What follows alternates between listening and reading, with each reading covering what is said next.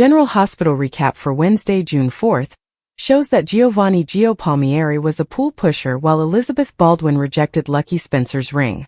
Sasha Corbin also made a paternity revelation. So here's how Wednesday's GH episode went down. After bringing Jack Brennan to her office, Anna Devane grilled him about Professor Henry Hank Dalton and recapped all the lab drama that happened in California. Anna talked about Professor Dalton focused on cold fusion and feared that he was working on something hazardous. However, Brennan played ignorant about Brennan and acted like Anna was simply being an overprotective grandmother. Once Brennan left, Anna exposed the truth to Felicia Scorpio, who felt Anna was overcompensating with Emma Scorpio Drake because she lost out on time with Robin Scorpio Drake. Even yet, Anna definitely thought she was onto something when it came to her worries about Professor Dalton. At the Metro Court pool, Gio was dressed as a lifeguard when he bumped across Emma, so he explained his summer work. There was also some debate regarding Joe's run-in with Brooklyn Quartermain, Lois Cerullo and Gloria Cerullo at the Quartermain mansion. Gio stated Sonny Corinthos was the one family member he trusted, however he was having concerns owing to Sonny's presence close. Sonny caught up with Laura Collins by the pool, so Gio questioned him and wondered if his grandfather was keeping tabs on him now. Laura assured Gio that it was her decision to meet Sonny there, and thanked Gio for his support when Rocco Falconeri got alcohol poisoning. Later, Ezra Boyle popped in and used his phone to livestream Laura's encounter with Sonny the mob leader. After Ezra got all arrogant and taunted Laura, Gio purposefully gave him a nudge into the water, though he pretended it was an accident. Laura and Sonny were both amused at Joe's move. Meanwhile, Professor Dalton approached Emma and hoped there were no hard feelings over her missing out on the research assistant position. Emma played up how jealous she was now that Jocelyn Jacks was working with Dalton instead. Emma had another possible position set up at a cosmetics lab this summer, but she knew it wouldn't be the same as working for Professor Dalton. After Emma hinted about meeting together sometime, Professor Dalton told her that his door was always open. There was a flirtatious vibe throughout the whole chat since Emma was definitely trying to utilize Dalton's desire to her advantage. When Emma discovered Dalton was still staring at her from a distance later, she discarded her swimsuit cover-up to offer him a better view. Vaughn spied on Emma and Dalton's conversation while seated at a table nearby, but Brennan ultimately summoned him away. In Brennan's office, he gave Vaughn updates on Anna's suspicions regarding Dalton. Brennan pointed out that they wanted Professor Dalton to continue his research so that the WSB could get their hands on the tech. Jocelyn Jacks was too green to go up against a seasoned former WSB agent, so Vaughn vowed to handle Anna instead. In the park, Lucky surprised Elizabeth with a romantic table for two once she had her cast off. After dining and sharing a dance, Lucky pulled out the engagement ring and ultimately delivered a marriage proposal. Liz grew upset and said she loved Lucky, but her response was no. At Lulu Spencer's house, Brooklyn knocked on the door and ripped into Lulu once she opened up. According to Brooklyn, Lulu explored subjects she had no business examining and was responsible for Gio finding out the truth in the worst way conceivable. Although Lulu was sad for what Gio was going through, she defended the truth coming out and wondered whether Brooklyn really didn't want to know it was her son. Brooklyn claimed she would have rather kept in the dark if it meant sparing Gio this grief. Now that Gio was pushing everyone away, Brooklyn lashed out and wished Lulu would have gone to her after she discovered out the real story. Since Brooklyn felt that Lulu had always sought to wreck her life, she insisted Lulu was finally succeeding at it. In the courtroom, Jocelyn Jacks recalled how at the nurses' ball, Willow Corinthos declared nothing was more important than being with Drew Kane. Willow stood up and fiercely urged Jocelyn to spill the rest since that comment was taken out of context.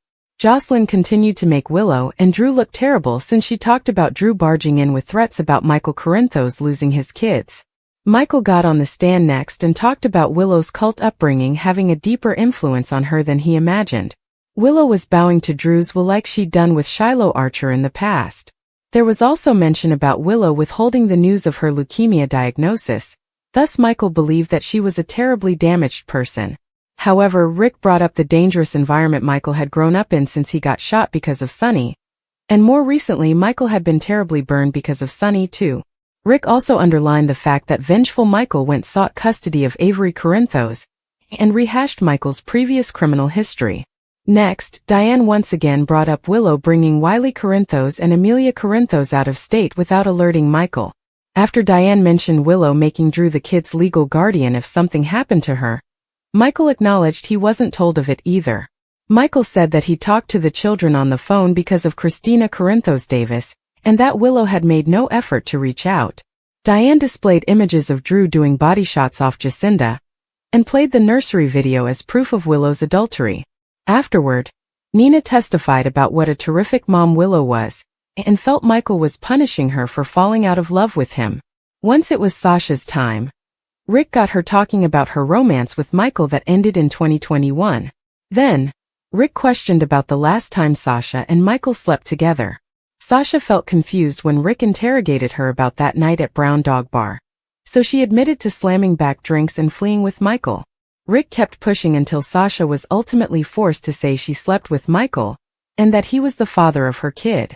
General Hospital spoilers indicate Sasha's confession will cause more courtroom mayhem, so stay tuned. The discovery that Sasha has revealed Michael as the father of her baby sends ripples across their social circle, provoking discussions, whispers, and judgments. Such a remark is never made lightly.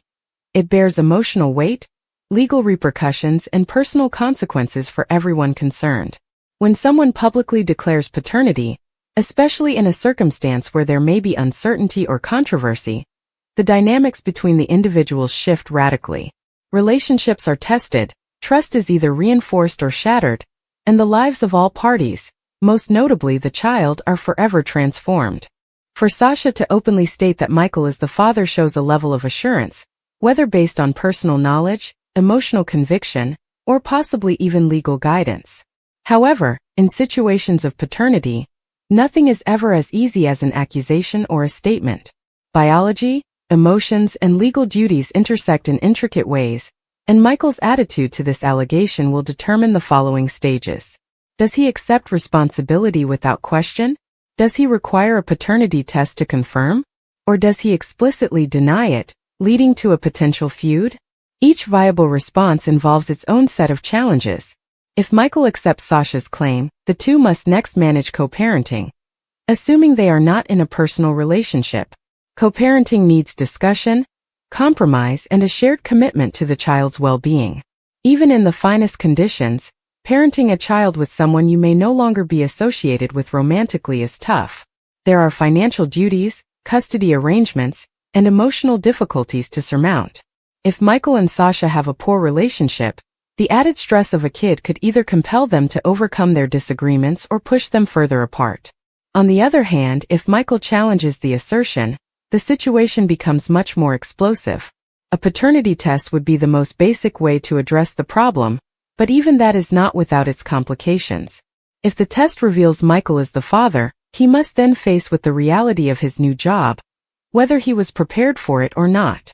If the test indicates he is not the father, Sasha's trustworthiness comes into question.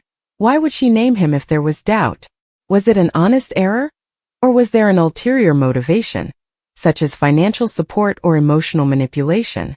Beyond the immediate participants, the family and friends of both Sasha and Michael are eventually drawn into the drama. Parents may take sides, friends may provide support or criticism, and social media can accentuate the situation, turning a private concern into public spectacle. The court of public opinion is typically brutal, and if paternity is questioned in a public forum, reputations can be destroyed regardless of the final decision. Then there is the child, the most innocent party in all of this. A baby born into a paternity dispute faces an uncertain future. Will kids grow up with a father present in their life? Or will they only know him through legal fights and difficult visits? Even if Michael is proven to be the father, his level of involvement is not certain. Some men step up freely, embracing fatherhood despite unexpected circumstances, while others resist, either owing to personal unwillingness or external constraints. The emotional toll on a child who grows up perceiving anxiety about their parentage can be severe, damaging their self-esteem, relationships, and sense of identity. Financially, the stakes are high. Child support laws differ, but if Michael is legally determined to be the father, he may be compelled to contribute financially until the child reaches adulthood. For some guys, this is a legitimate expectation, For others, it might feel like an unjust burden, particularly if they were not preparing for fatherhood. Conversely, if Sasha is a single mother without Michael's support, she may endure financial pressure, relying on government assistance or family help to raise the child. The economic ramifications of fatherhood extend far beyond the acute emotions of the event. Socially, the way others regard Sasha and Michael will transform. If Michael recognizes paternity, some may admire him for taking responsibility, while others may condemn him for the circumstances that led to an unwanted pregnancy. If he rejects it and is later proven false, he may be considered as someone who tries to dodge his duty. Similarly, Sasha may be perceived compassionately as a woman standing by her truth or judgmentally, as someone who may have wrongly accused a man. Society's double standards often come into play. Women are sometimes chastised for unexpected pregnancies, while men are sometimes pardoned for avoiding responsibility. Legally, if Michael refuses to recognize fatherhood willingly, Sasha may have to take the matter to court. Family court trials may be lengthy, expensive, and emotionally demanding. DNA testing is the gold standard in such disputes, but even with scientific evidence, judicial fights for custody and support can stretch on for years. Some fathers strive for shared custody, while others may just be concerned with limiting financial burdens. Mothers, meantime, may struggle to show their case if the father is unwilling. The judicial system is supposed to safeguard the child's best interests, but the process can be contentious, leaving both parents resentful. Emotionally, both Sasha and Michael will face a roller coaster. For Sasha, pregnancy itself is a sensitive time. Hormonal changes, physical demands, and the anticipation of parenthood are stressful even in stable conditions. Adding a paternity dispute can make her feel alone or defensive. If she sincerely feels Michael is the father, his denial may feel like a betrayal. For Michael, being named as a parent unexpectedly can elicit panic, rage, or perplexity. If he had no prior idea that Sasha was pregnant, or if he thinks the child is his, the charge can upend his life. Even if he subsequently accepts the role, the initial shock can restrict his capacity to bond with the child. The broader ramifications of paternity disputes touch on societal issues such as trust between partners, accountability in relationships, and the expectations placed on men and women when it comes to parenting. In a day where DNA testing is routinely accessible, more people are questioning paternity, leading to both resolved problems and rising difficulties. Some say that obligatory paternity testing at birth could eradicate doubt, while others believe it would weaken trust in partnerships. In the end, Sasha's statement that Michael is the baby's father is just the beginning of a much greater story. Whether this leads to a united co-parenting effort, a harsh court struggle, or something in between depends on the choices both persons make in the coming months. The youngster at the center of it all will one day grow up and construct their own understanding of these occurrences. How Sasha and Michael manage the issue today will determine not just their destiny, but also the life of an innocent child who needs love, stability, and truth. Sasha is continuing on the stand, being probed about her relationship with Michael and the kid they conceived. Rick asks Sasha how much Michael paid her to keep silent about the baby, never noticing that the witness is plainly in agony. As Rick's queries become more probing, Sasha's suffering plainly intensifies. Suddenly, she clutches her tummy and goes into full-blown labor. Sasha freaks out, insisting she can't lose the baby as she did Liam. Willow approaches and suggests that she help. Paramedics aren't going to get there in time, and even when they do arrive, it turns out they can't go into the building because a demonstration is taking place outside.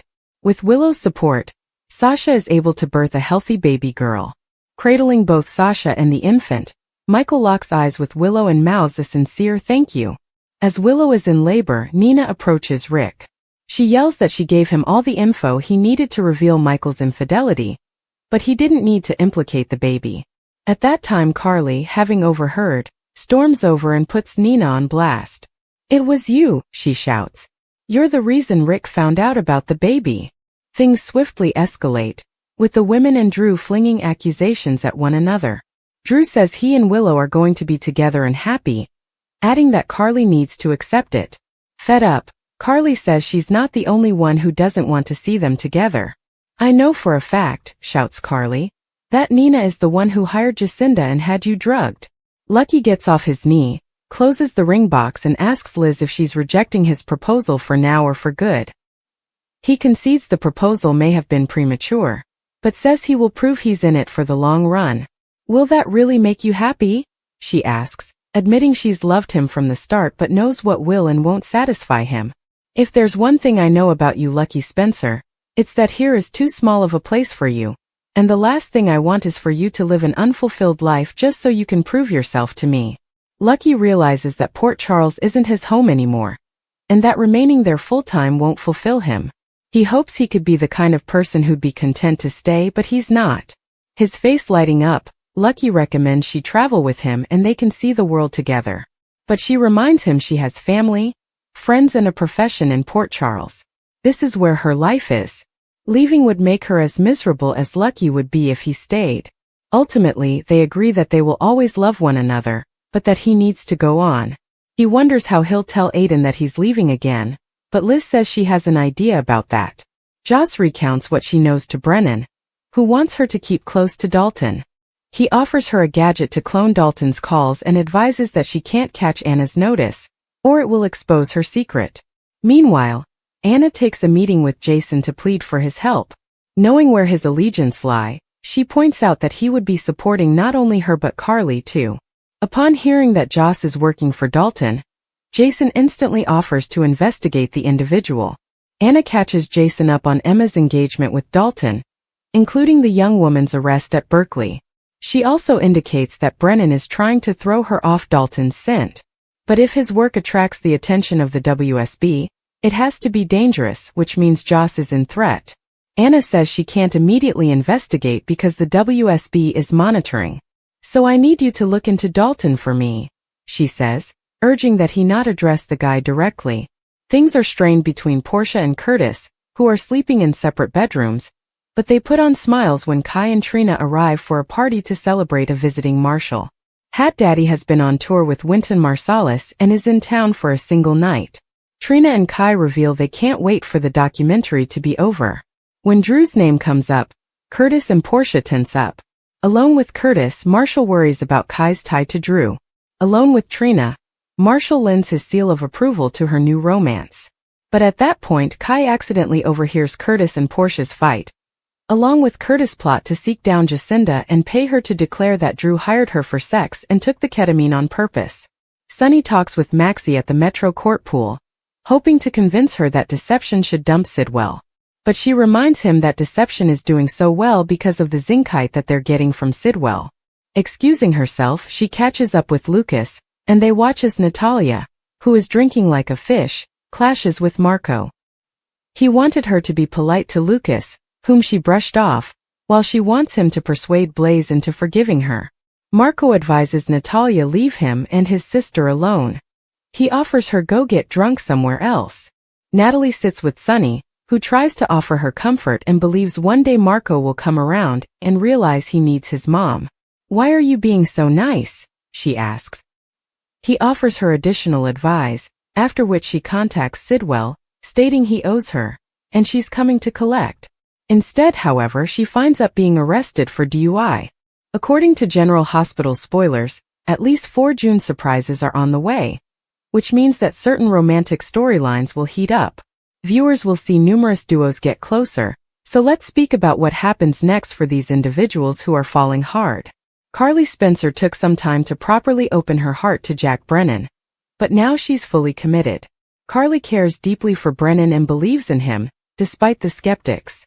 Of course, this is a mistake because Brennan is holding secrets, particularly regarding Jocelyn Jack's WSB recruitment. Nonetheless, Carly will remain unaware of this information for the time being, and will shortly make a romantic effort for Brennan. According to GH spoilers, Carly's present for Brennan will arrive in June, so anything she presents should have an impact on him.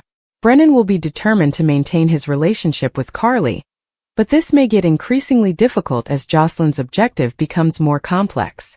Jocelyn's goal is becoming more challenging, which will have an impact on her relationship with Vaughn. Fans can tell Vaughn and Jocelyn have chemistry, which will lead to some enticing moments as they go into some tight situations together. Jocelyn and Vaughn will become quite close, and they may kiss or perhaps hit the sheets as the quest goes.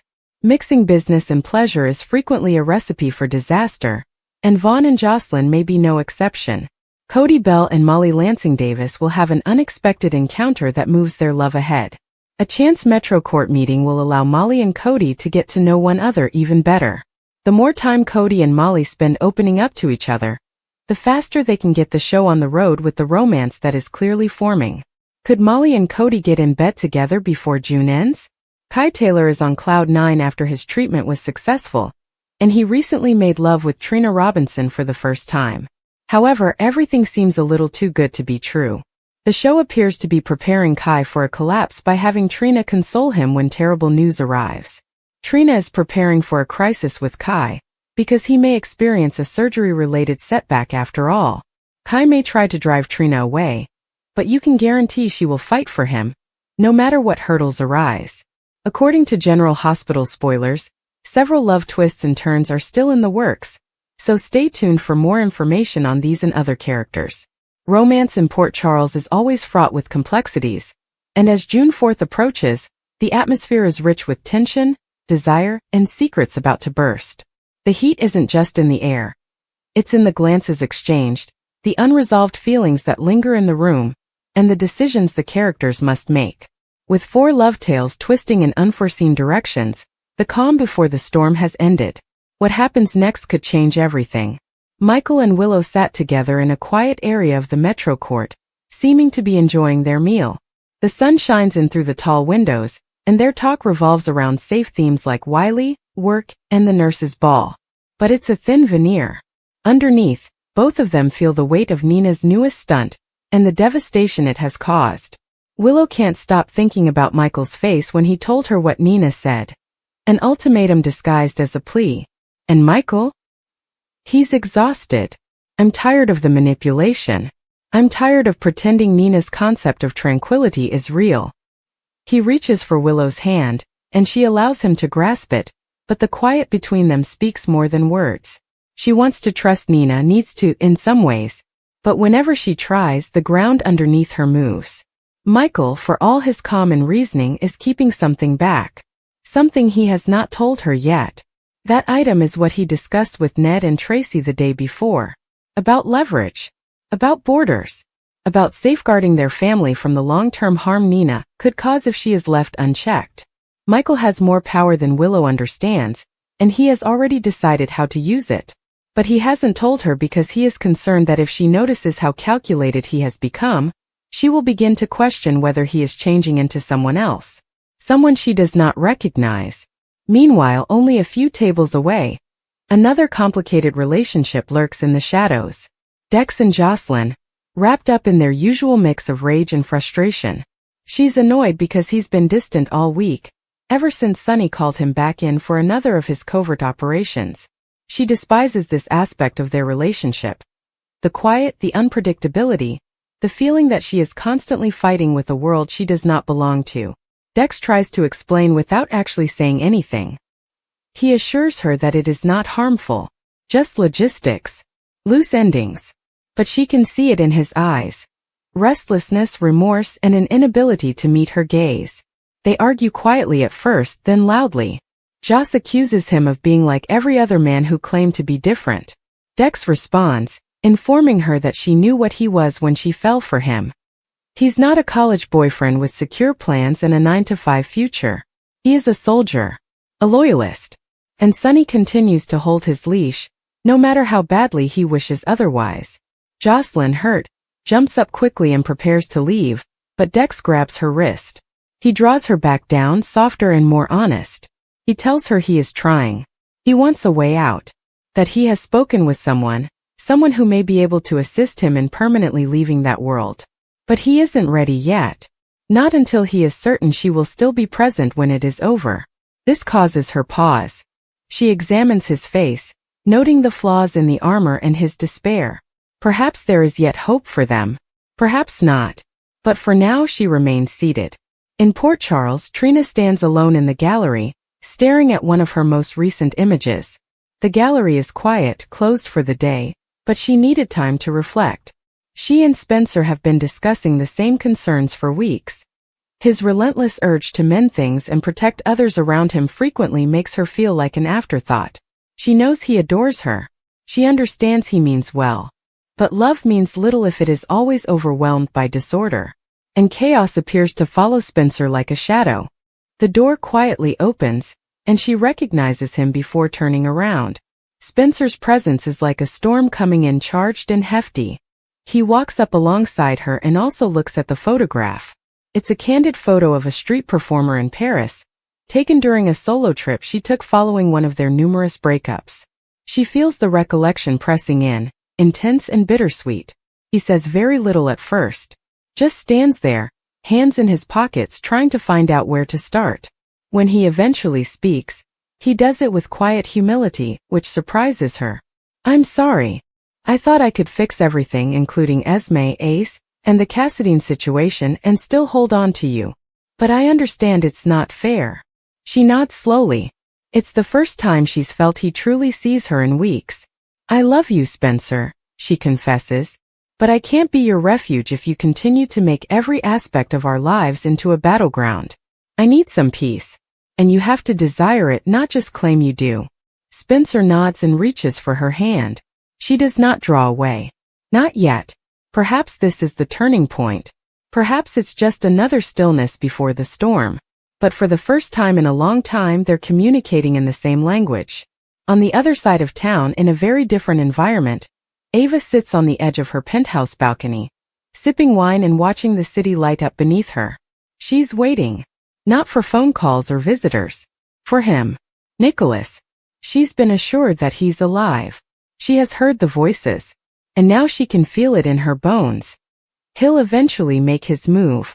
Her thoughts turn to Austin, the man who previously appeared like a wild card, but is now a ghost she's not sure how to feel about. His demise generated more questions than answers. Nonetheless, her heart remains entwined in memories she can't quite untangle. Then there's Sonny, always close and deadly. He knows more than he admits. It always has. But even he seems out of sync lately, distracted by something Ava can't quite place. When the doorbell eventually rings, she does not move. She already knows it isn't the doorman or a neighbor. She moves deliberately to the door, sets down her drink and opens it. That's him. Nicholas. Alive. His skin is paler and thinner than she remembers, but his eyes remain the same. Haunted, brimming with secrets.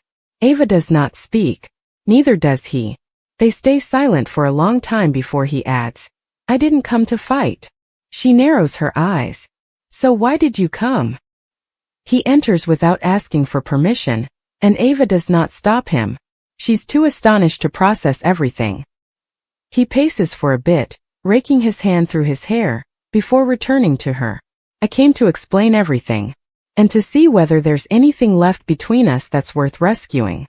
Ava laughs, but there is no humor about it. "You've disappeared. You left me for dead, Nicholas. What might be left?" Even as she speaks, her voice cracks.